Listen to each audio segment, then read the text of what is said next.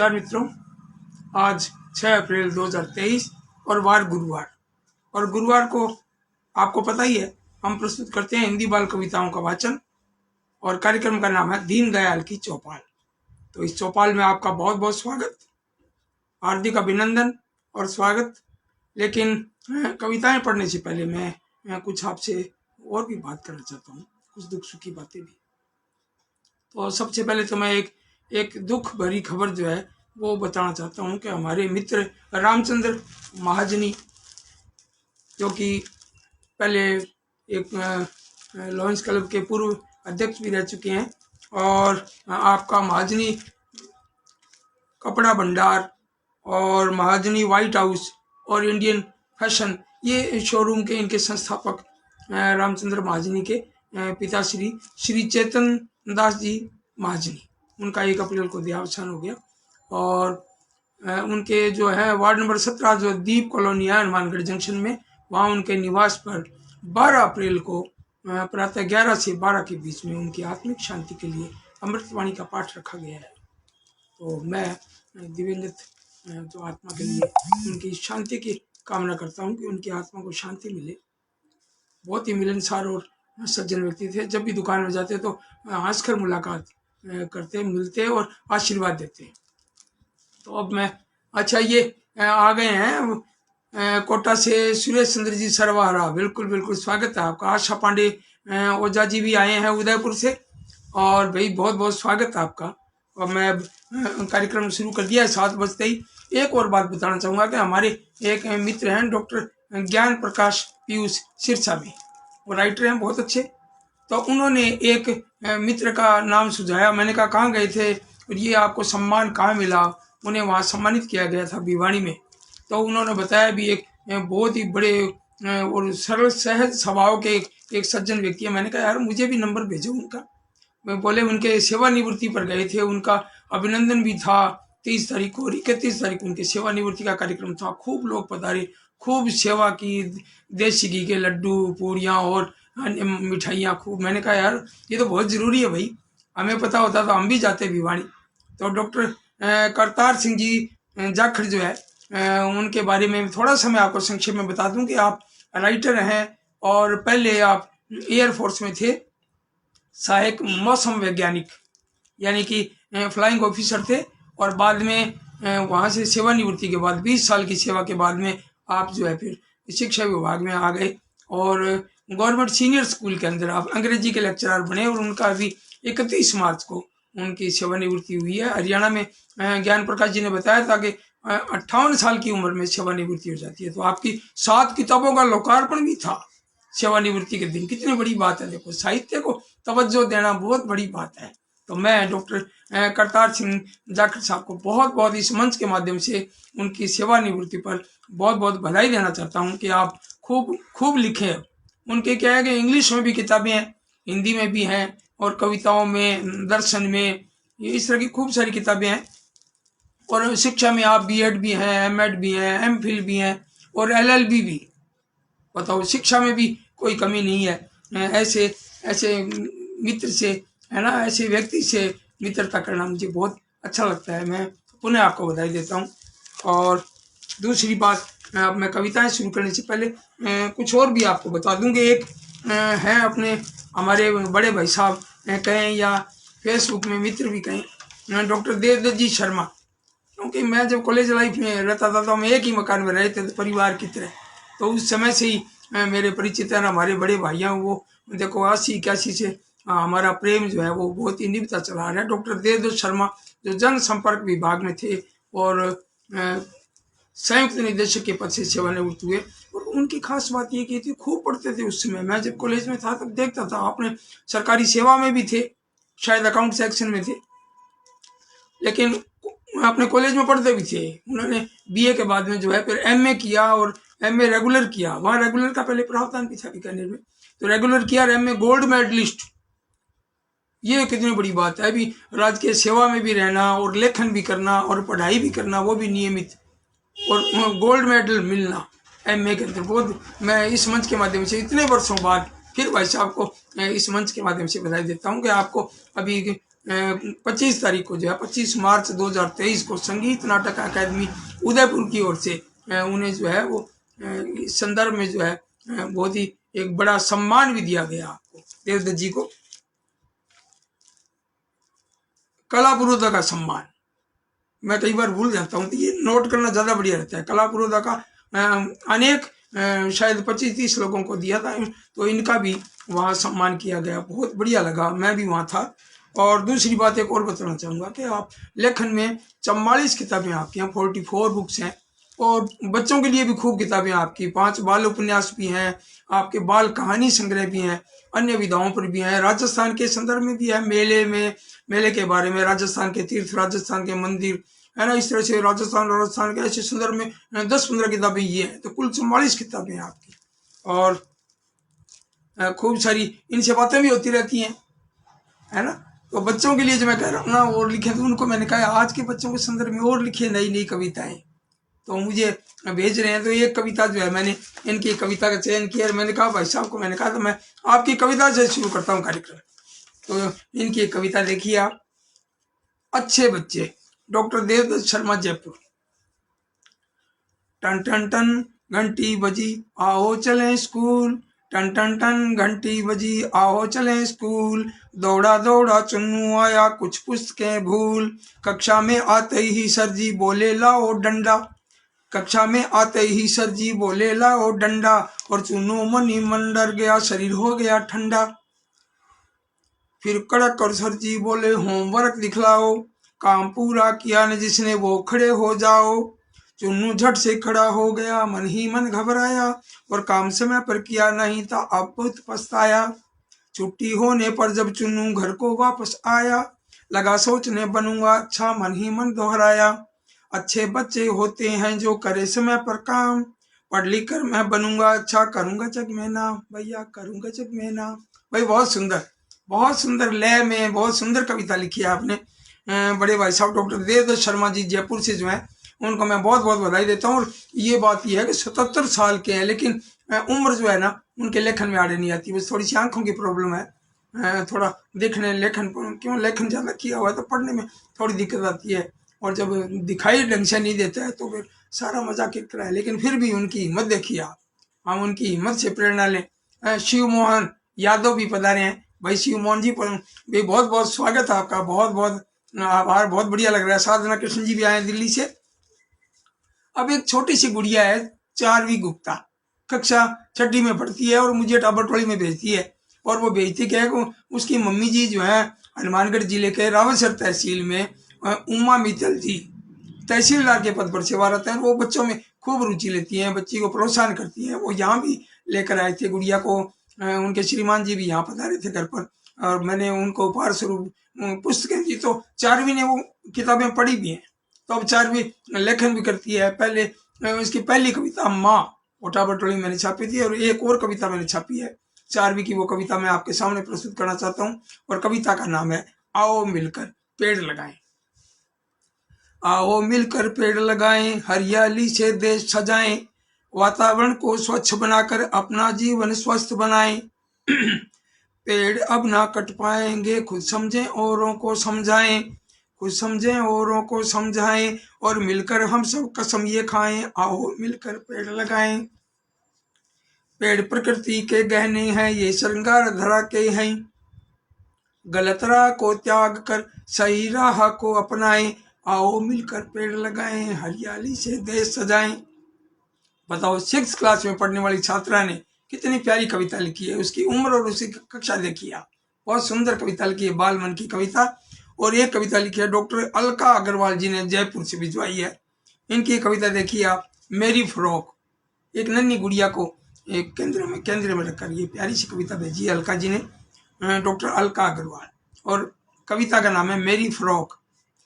माँ ने फ्रॉक बनाई है, सुंदर लेस लगाई है, आज जन्मदिन है आया, तोहफा ये प्यारा पाया, कितनी सुंदर लगती है, मुझ पर कितनी सस्ती है, फूल बने इस पर प्यारे, माँ ने रेशम से काढ़े, माँ की ने निशानी है, माँ की ये दीवानी है, माँ की ने निशानी है, माँ की ये दीवानी है। भाई बहुत सुंदर छोटी सी कविता, बड़ी प्यारी कविता। और अब मैं आपको सुना रहा हूँ doctor RP Saraswat. RP Saraswat ji जो है सहारनपुर से हैं और इनकी एक कविता है पता नहीं मेरे नानू को। क्योंकि नाना जो है नानू बन गए, है ना, और दादा जो है वो दादू बन गए। नई पीढ़ी है भाई, कुछ भी कह सकते हैं बच्चे तो। जहाँ प्यार की भाषा जो है ना वो एक अलग ही भाषा होती है। प्रभात कुमार गुप्ता जी पधारे हैं और जयपुर से पधारे हैं। आप भी कवि हैं बड़े जबरदस्त, और इनके पिताश्री का तो कोई कमाल नहीं, गजब के, है ना। उनकी किताब मैंने रखी हुई है बाल गीत गंगा, उसमें से मैं कविता का वाचन करूंगा। और साधना कृष्ण जी दिल्ली से कह रही हैं बेहतरीन वाचन, भाई बहुत बढ़िया बहुत बढ़िया। और नीना सिंह सोलंकी आप भोपाल से पधारे, कह रही हैं बहुत सुंदर, है ना। तो आपका जो है ना ये स्नेह जो है, ये कमेंट, ये लाइक, ये प्रेम मिलता रहता है। तो अब आप देखिए doctor OP Saraswat, doctor RP Saraswat, इनकी कविता है पता नहीं मेरे नानू को। और इस किताब में सुना रहा हूँ बोल चिड़िया बोल।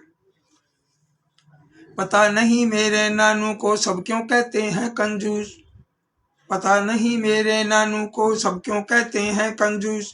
मेरे को बाजार घुमाते, नई नई चीजें दिलवाते, कभी दिलाते चॉकलेट तो आइसक्रीम, कभी दिलवाते कभी पिलाते ठंडी लस्सी, कभी पिलाते मीठा जूस। पता नहीं मेरे नानू को सब क्यों कहते हैं कंजूस। जब भी जाऊं चिड़ियाघर की मुझको सैर कराते नानू, नई ड्रेस मेरी मर्जी की, नई डॉल दिलवाते नानू। और खुलकर खर्च करें फिर भी क्यों लोग पुकारे मक्खी चूस। पता नहीं मेरे नानू को सब क्यों कहते हैं कंजूस। आगे देखिए अंतिम मंत्र है कि सुन सुन करके ऐसी बातें मुझको गुस्सा आ जाता है, और बेमतलब का खर्च करे जो क्यों लोगों को वह भाता है। उनके बारे में सुनना यह मुझको होता है महसूस। पता नहीं मेरे नानू को सब क्यों कहते हैं कंजूस। भाई बहुत सुंदर डॉक्टर आरपी सारस्वत, बहुत सुंदर, बहुत बढ़िया, गजब के आप बाल मन के आप कवि हैं। और अब मैं एक रचना सुना रहा हूँ डॉक्टर अर्जुन दास खत्री। इनका तो एक अलग ही अंदाज है, फल फ्रूट पर, इन फलों पर और सब्जियों पर खूब कविताएं लिखी हैं। और किताब का नाम है आओ जाने अपना आहार। तो इस किताब में से मैं एक कविता का वाचन कर रहा हूँ जो मूली पर, क्योंकि मूली अब खुली मिल रही है बाजार में, तो मूली पर एक कविता है कि शंक्वाकार श्वेत और लंबी मूली मूल पौध का होती, शंक्वाकार श्वेत और लंबी मूली मूल पौध का होती, धरा के नीचे सीधी बढ़ती ऊपर डंठल पत्ती होती। पकने पर मूली पौधों में पीतवर्ण के फूल खिले, जिनसे फलियां बन जाती है उन्हें मोगरा लोग कहें। मूली पत्ते और मोगरा सबका एक तीक्ष्ण है स्वाद, और गंध भी गंधक योगी कारण पौष्टिक भोजन बिना विवाद। मूली मोगरे की सब्जी है, पत्तों का बनता है साग, पत्ते सबसे ज्यादा पौष्टिक, विटामिन ए सी का है स्टॉक। और मूली परांठा या अचार हो या सलाद में इसको खाएं, स्वाद अनोखा अच्छा लगता गुणकारी मन को ये भाएं। और बीटी मूली है विदेश में बहुत ही लंबी मोटी भारी, उनमें स्वाद न अपना होता, और फीका खाना है लाचारी। मूली पत्ते बहु उपयोगी, इनको भी मूली संग खाएं, और सलाद या साग बना हो खाकर अपना स्वास्थ्य बढ़ाएं। सबके अपने गुण विशिष्ट हैं, देते तन को लाभ अनेक, और तीखा मूली पत्ते का रस जब भी मिले पिए बिन टेक, पाचक कब्ज को दूर करे ये वायु उठाकर भूख बढ़ाती। यकृत प्लीहा उदर रोग कृमि यह है सबके कष्ट घटाती। अब ये देखो क्या क्या फायदे हैं इससे, आगे देखिए दंत रोग या गले की खारिश, आलस संग हृदय को दुर्बल, स्मृति क्षीण कदम हो डगमग मूत्र कष्ट घटे तन निर्मल, पथरी गठिया दर्द पेशियां कड़कड़ हड्डी में होता हो, उच्च चाप अर्श व घेंगा नेत्र रोग व कम सुनता हो, और चेहरे दाग बाल का झड़ना खुजली दाद व फुंसी फोड़े, और जुएं लिखे साफ करे ये विविध लाभ भोजन में जोड़े। कितना खाना कैसे लगाना अनुभव ज्ञानवान बतलाएं, और मौसम के फल सब्जी खाएं अनेक रोग निकट ना आए।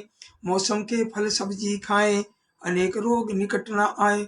भाई बहुत फायदे बताए मूली का, तो यूं लगता है जैसे रोटी को छोड़कर मूली खाना शुरू कर दिया है ना, बहुत बढ़िया। इस बात पर मुझे एक बात याद आ गई है, एक किसी सज्जन से कहा भी था कि भाई साहब मेरी भैंस बिकवा दो यार, मैं परेशान हो गया, थोड़ा ठीक नहीं है। बोला बिकवा देंगे, कितने की बिकवाएगा, इतने की बिकवा दो, राशि बता दी। फिर क्या कैसे बेचोगे? उसने कहा मैं ऐसे भैंस की जो है ना विशेषता बताऊंगा, भैंस ऐसी है ऐसी है ऐसी है, कोई 5-7 विशेषता बताई। तो वो भैंस वाला कहने लगा यार ज्यादा विशेषता मत बताओ, फिर मेरा बेचने का भी मन नहीं होगा, है ना। तो वही बात है ना, मूली पर बहुत प्यारी प्यारी बात लिखी है, वास्तव बहुत सुंदर। और अब मैं सीताराम जी गुप्त, इनकी मैं एक कविता आपको सुनाने जा रहा हूँ। अभिनंदन दोनों का, यानी मम्मी और पापा के बारे में बहुत ही प्यारी कविता लिखी है सीताराम जी गुप्त, जयपुर से। इनका कुछ समय पहले देहावसान हो गया था, लेकिन ये अब सुन रहे हैं इनके सुपुत्र, वो भी कवि हैं, बाल मन के कवि हैं, प्रभात कुमार गुप्ता जी, जयपुर से। तो देखिए कविता। मम्मी लगती पवन बसंती, पापा जैसे गर्म हवा, और मम्मी टॉफी बिस्कुट जैसी, पापा कड़वी घूंट दवा। मम्मी हमें सुनाती लोरी, पापा डांट पिलाते हैं। मम्मी से हम घुल मिल रहते, पापा से घबराते हैं। और मम्मी बाल गीत सी लगती, प्रश्न गणित का है पापा। मम्मी रसगुल्ले सी मधुरिम कड़क रेवड़ी से पापा। कभी प्यार आता पापा को तो उपदेश सुनाते हैं, ऐसा करना वह मत करना बच्चों को समझाते हैं। इनकी किताब से पढ़ रहा हूं मैं, बाल गीत गंगा, सीताराम गुप्त जी। तो मम्मी ममता मई सरल है, खुला पाठ मानवता का, सदा ध्यान में रखते पापा प्रश्न है चेत समता का। पर पापा भी कर्मवीर हैं, माँ सेवा अनुरागमयी, कर्म प्रेम की शिक्षा घर में हमको मिलती नित्य नई। पवन बसंती फूल खिलाती, वर्षा लाती गर्म हवा, अतः करें अभिनंदन वंदन पापा मम्मी दोनों का। अतः करें अभिनंदन वंदन पापा मम्मी दोनों का। भाई बहुत सुंदर, बहुत बढ़िया। सीताराम जी को उनकी आत्मा सुन रही है। मैं कविता ये सुनाई है मैंने, अब मैं सुना रहा हूँ। ऐसे 42 कविताएं लिखी हुई हैं, और उड़ने वाली कार, रोचक बाल कविताएं, शिव मोहन यादव कानपुर। भाई बहुत सुंदर 42 कविताएं, और इतने बढ़िया आर्ट पेपर के ऊपर। शिव मोहन ने तो कमाल ही कर दिया भाई। छोटी छोटी सारी कविताएं 8-8 पंक्तियों में, और खास बात यह भी सारी व्यंग कविताएं, हंसी मजाक की कविताएं। बहुत बड़ी बात है ये इस किताब की, बहुत बहुत मैं बधाई देता हूँ। और ये ज्ञान मुद्रा बाल साहित्य संसार जो है, ज्ञान मुद्रा पब्लिकेशन भोपाल ने प्रकाशित की है। भाई कमाल की किताब है। अब देखिए एक छोटी सी कविता 8 पंक्तियों में, इसके रचनाकार हैं शिव मोहन यादव कानपुर। मचा दिया हड़कंप, शब्दों का तालमेल देखिए आप।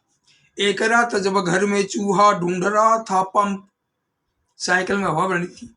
एक रात जब घर में चूहा ढूंढ रहा था पंप, और लेकर उसे साइकिल कल तक जाना था बड़कम। लेकर उसे साइकिल कल तक जाना था बड़गम। घोर अंधेरे के कारण वह लगा ढूंढने लंप। घोर अंधेरे के कारण वह लगा ढूंढने लंप, और कुछ भी नहीं मिला तो उसने मचा दिया हड़कंप। कुछ भी नहीं मिला तो उसने मचा दिया हड़कंप। क्या बात है, शब्दों का तालमेल देखिए।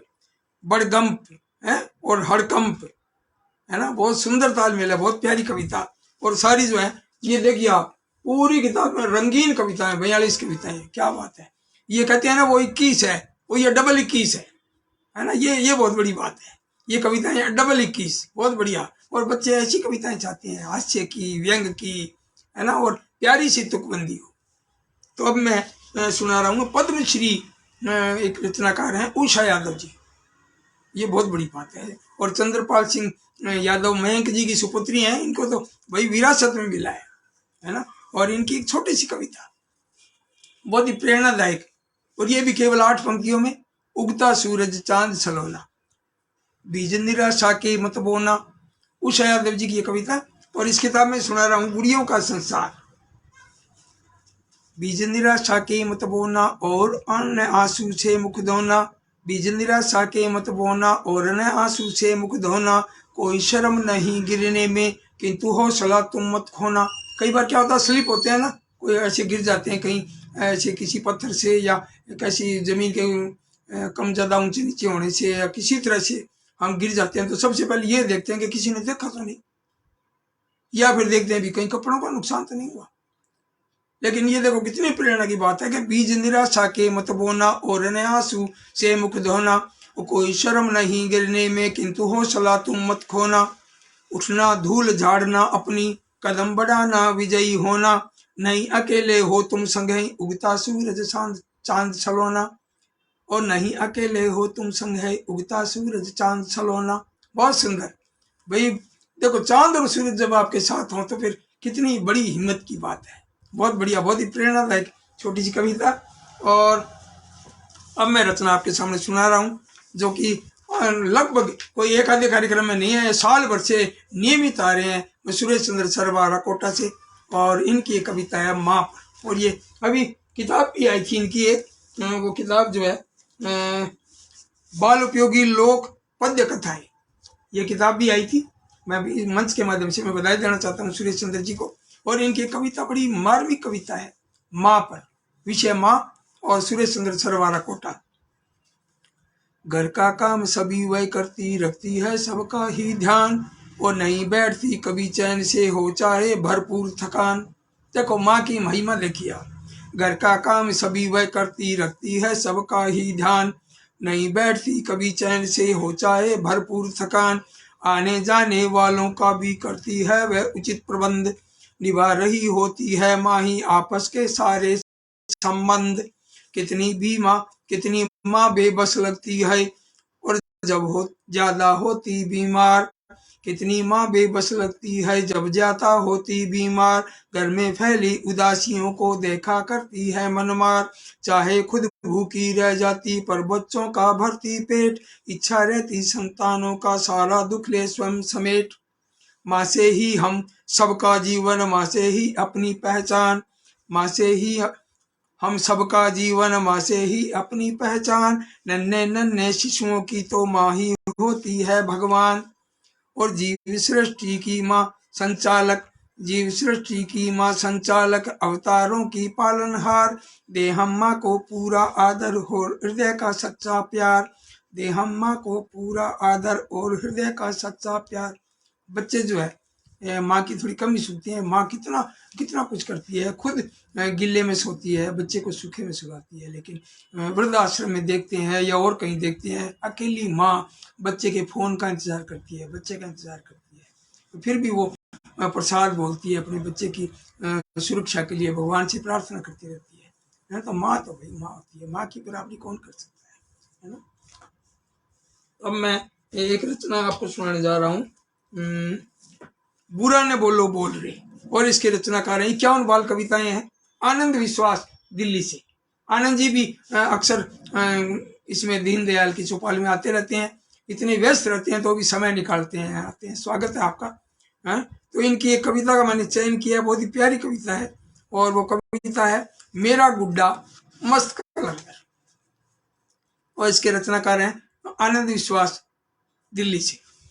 मेरा गुड्डा मस्त कलंदर नाचे ऐसे जैसे बंदर, और उछल कूद में ऐसा माहिर शैतानी उसकी जग जाहिर। एक बार बस चाबी भर दो फिर उसको धरती पर धर दो, ऊपर नीचे नीचे ऊपर, कभी नाचता सिर नीचे कर, कभी हाथ से पैर पकड़ता, कभी पैर पर नाक रगड़ता, पैरों को सिर पर रख लेता और हाथ के बल चल देता। प्यारा गुड्डा करतब करता, तरह तरह की हरकत करता, कसरत करता, दंड पेलता, हमें खिलाता और खेलता, त्राटक करता, योगा करता और बहुत से आसन करता। हरकत वह तक ही करता, हरकत वह तब तक ही करता जब तक चाबी का दम भरता, और बाद में सब आसन कर शांत लेट हो जाता भूपर, और जब जब भी मैं चाबी भरता धमा चौकड़ी तब ही करता। भाई है ना, एक गाना भी है इस तरह का, एक है ना, वो तो अलग है, वो टूट जाए कोई खिलौना, इस तरह का कोई गाना भी है ना। लेकिन वो जैसे चाबी भर दी राम ने, है ना, तब तक चले खिलौना, इस तरह का उस भाव है। और ये बहुत ही उसी भाव को जो है ना अंगीकार करते हुए बहुत ही प्यारी कविता लिखी है ना। तो इनको आनंद विश्वास जी को भी इस मंच के माध्यम से बहुत बहुत बधाई। और ये किताब जो है बहुत ही सुंदर, बुरा ने बोलो बोल रहे, बहुत सुंदर। और अब मैं एक रचना आपको सुना रहा हूँ, 101 बाल कविताएं, और इसके रचनाकार हैं दिव्यक रमेश। और ये रचना देखिए आप, मुन्ना बन बैठा दादाजी। एक छोटे बच्चे शरारत करते हैं, कभी दादा बनते हैं, कभी नाना बनते हैं, कभी टीचर बनते हैं। बच्चे कितनी नकल करते हैं, अनुसरण करते हैं बंदर जैसे, है ना। तो बच्चे अगर शांत रहेंगे तो फिर डॉक्टर को दिखाना पड़ता है। तो बच्चे तो चंचल ही अच्छे लगते हैं भाई, है ना, अलग अलग शरारतें करते हैं, वो तरह तरह के सवाल करते हैं, खूब बातें करते हैं। तो बच्चे हैं, तभी तो कहा बच्चे भगवान का रूप है ना। बच्चे बिल्कुल बोले तो हैं, लेकिन ये विश्वास भी कर लेते हैं, बड़े निर्मल और सच्चे हैं बच्चे। अब आप देखिए इनकी कविता दीविक रमेश जी की, और ये किताब है 101 बाल कविताएं। आपने बड़े स्नेह के साथ ये किताब भिजवाई थी लगभग 2 साल पहले, और मैंने इस कविताओं का राजस्थानी में अनुवाद भी किया है। 101 कविताओं में कोई एक आधी कविता रही हुई है अभी। मैं सोचता हूँ इसकी पूरी करके फिर कहीं अकेडमी से बात करें, भिजवाएं, कभी सहयोग मिल जाए तो प्रकाशित भी करें। तो इनकी कविता देखिए दीविक रमेश जी की, मुन्ना बन बैठा दादाजी। दादाजी की लेकर ऐनक, दादाजी की लेकर ऐनक, जम गए मुन्ना ले अखबार, और खोज खोज कर हारे दादा कोस रहे थे हो लाचार। नजर पड़ी जो मुन्ने पर तो दौड़े लेकर मोटी छोटी, ठहर तुझे बतलाता हूं मैं, अकल हुई है बिल्कुल खोटी। झट से उंगली रख होठों पर, झट से उंगली रख होठों पर, मुन्ने ने उनको समझाया, मैं हूं दादा तुम हो मुन्ना, मैं हूं दादा तुम हो मुन्ना, ऊधम तुमने बड़ा मचाया, लो यह 10 पैसे का सिक्का और जाकर अपनी मौज मनाओ, लो यह 10 पैसे का सिक्का जाकर अपनी मौज मनाओ, मुझको पढ़ने भी दो बाबा, इतना अपना शोर मचाओ।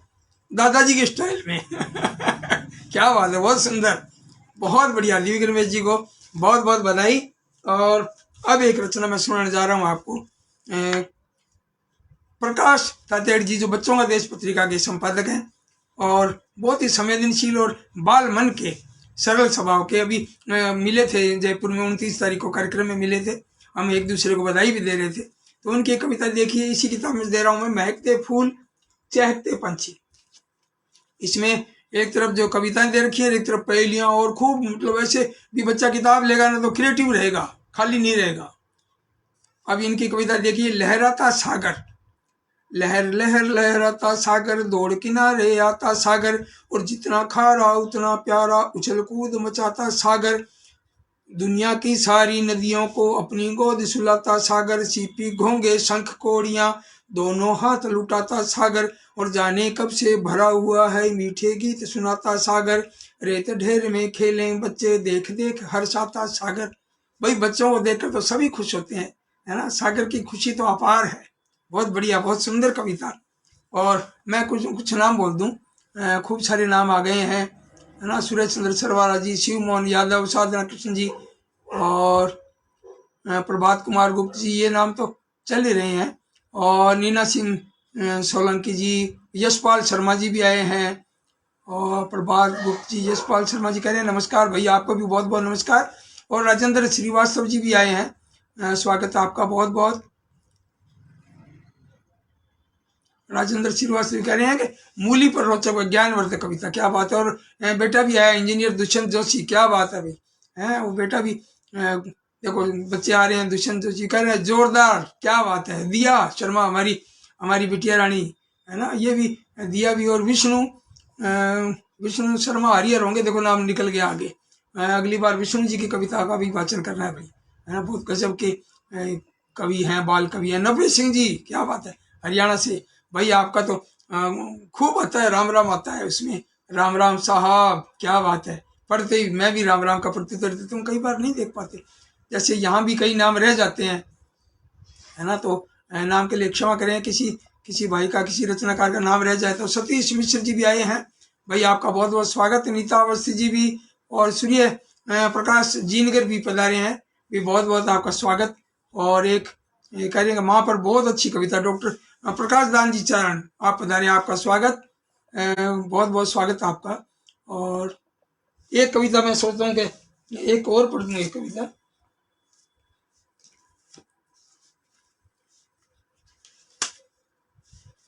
इसके रचना करें श्याम पलट पांडे, अहमदाबाद गुजरात से। आपने भी 2 किताबें भिजवाई थी, ये इस कविता का मैंने चयन किया था। सूरज भैया कल फिर आना, सूरज भैया कल फिर आना, अपना वादा तुम्हें निभाना, धूप गुनगुनी संग में लाना, चिड़िया का संगीत सुनाना, और सीढ़ी हुई लगी है छत पर, सीढ़ी लगी हुई है छत पर, उससे उतर के नीचे आना, खिड़की खुली हुई पूरब की, बिना झिझक अंदर आ जाना।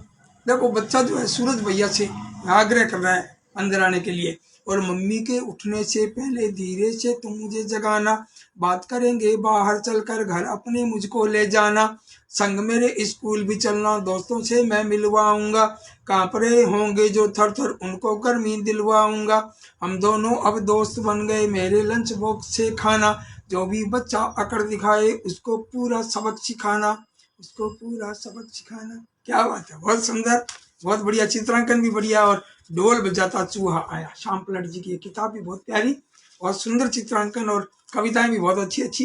तो अब समय हो गया है भाई, आधे घंटे से ऊपर हो गया है। अब अगले बुधवार को कहानी का वाचन दीनदयाल की चौपाल में, और गुरुवार को कविताओं का वाचन फिर मिलते हैं। तब तक के लिए नमस्कार, धन्यवाद आपका बहुत बहुत कमेंट के लिए, बहुत बहुत आभार। और अब एक बार फिर कह रहा हूँ, मैं कहता नहीं हूँ लेकिन आज कह देता हूँ भी, सब्सक्राइब भी करें भाई चैनल को, यूट्यूब चैनल बना हुआ है दीनदयाल की चौपाल। फिर मिलते हैं, नमस्कार।